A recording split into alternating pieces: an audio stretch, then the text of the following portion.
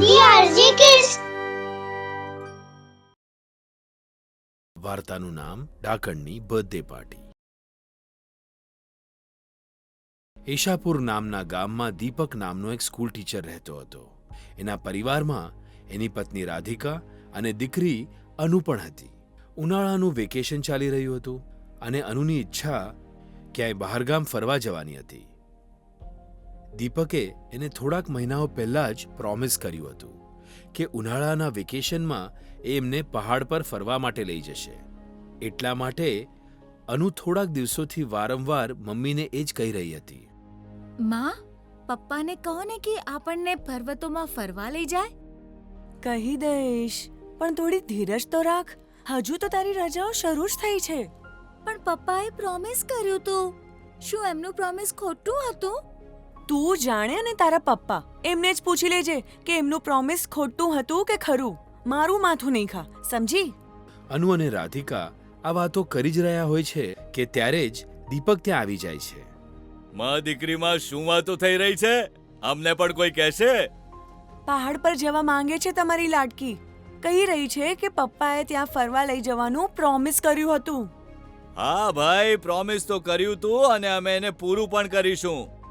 પણ ક્યારે પપ્પા? આપણે કાલે જ પહાડ પર ફરવા જઈ રહ્યા છીએ અને હવે તું અને તારી મમ્મી ત્યાં જવાની તૈયારી ચાલુ કરો. પછી બીજા જ દિવસે દીપક, રાધિકા અને એમની દીકરી અનુ કારમાં સવાર થઈને પહાડ પર ફરવા માટે નીકળી જાય છે.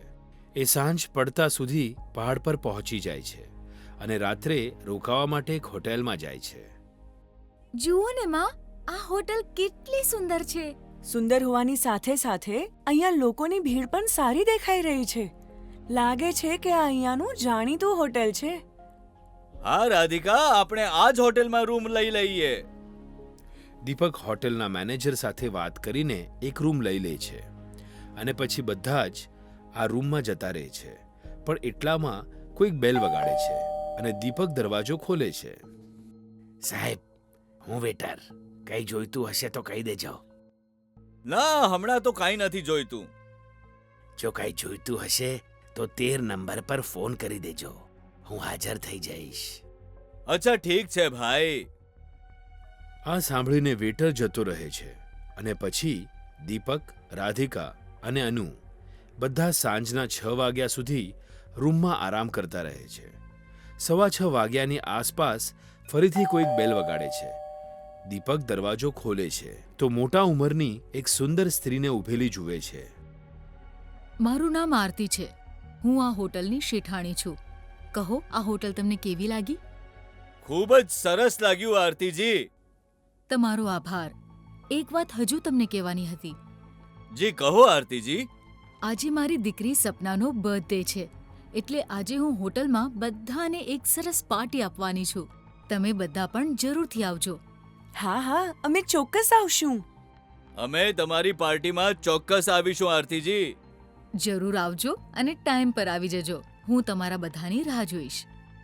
આમ કહીને આરતી નીકળી જાય છે અને પછી જેમ જેમ રાત પડવા લાગે છે એ હોટલનું વાતાવરણ જ બદલવા લાગે છે. હોટેલમાં દેખાવાવાળા બધા લોકો વિચિત્ર વર્તન કરવા લાગે છે અને ધીરે ધીરે હોટેલમાં સન્નાટો છવાઈ જાય છે.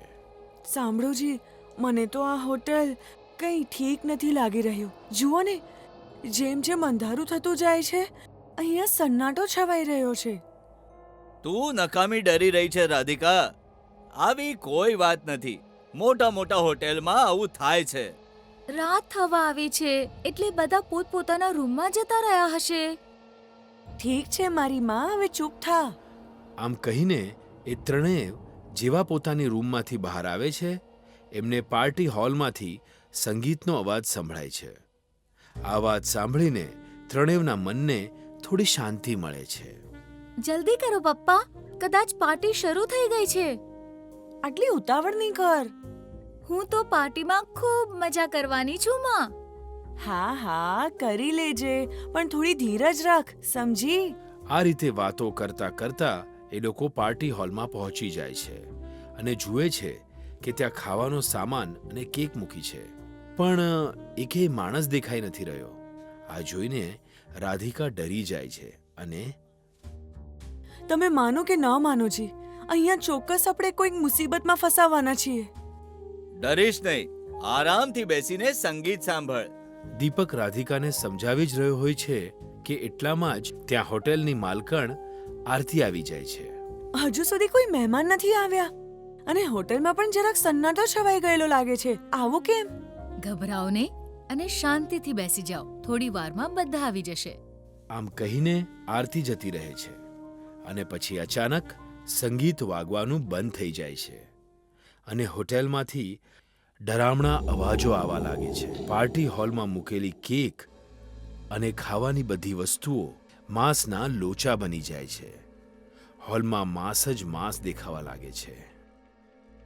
હું કહી રહી હતી ને તમને કે આપણે કોઈ મુસીબતમાં પડવાના છીએ.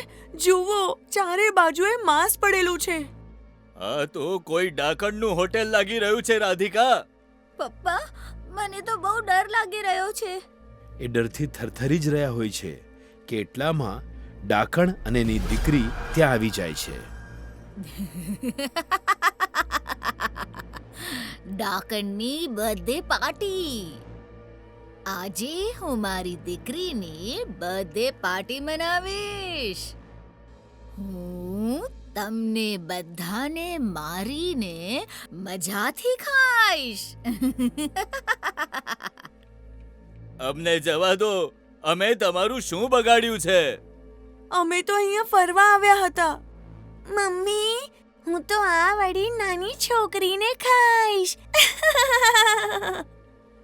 ત્યારે દીપક રાધિકાને કહે છે, રાધિકા, જલ્દીથી ભાગી અહીંયાથી, નહીં તો આપણે બધા માર્યા જઈશું.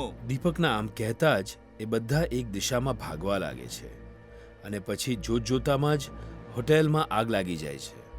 ચારે બાજુએ ભૂતોના પડછાયા દેખાવા લાગે છે. એટલામાં દીપકને ભીતમાં એક બારી દેખાય છે અને બધા એ બારીમાંથી બહાર રસ્તા પર કૂદવામાં સફળ થઈ જાય છે. એમના હોટેલમાંથી બહાર રસ્તા પર આવતા જ હોટેલમાં લાગેલી આગ અચાનક જ શમી જાય છે અને સાથે જ એમાંથી આવવાવાળા ડરામણા અવાજો આવવાના બંધ થઈ જાય છે. દીપક અને રાધિકા એમની છોકરીને સાથે લઈને રસ્તા પર ભાગવા લાગે છે. પણ એટલામાં ઊભા રહો, હવે તમારે ડરવાની જરૂર નથી, કારણ કે અહીંયા ડાકણ નથી આવી શકતી. આપનો આભાર સાધુ મહારાજ, પણ આ છે શું? આ એક ભૂતિયા હોટેલ છે જેમાં એક ડાકણ અને એની દીકરી રહે છે. આ બંનેમાં દીકરી જ આ હોટેલની માલકણ છે. વર્ષો પહેલા આ હોટેલમાં બર્થડે પાર્ટી મનાવી રહ્યા હતા કે ત્યાં જ આ હોટેલમાં આગ લાગી ગઈ હતી અને બધા એ આગમાં બળીને ભસ્મ થઈ ગયા. એ જ દિવસથી આ હોટેલ ભૂતિયા બનીને રહી ગઈ છે.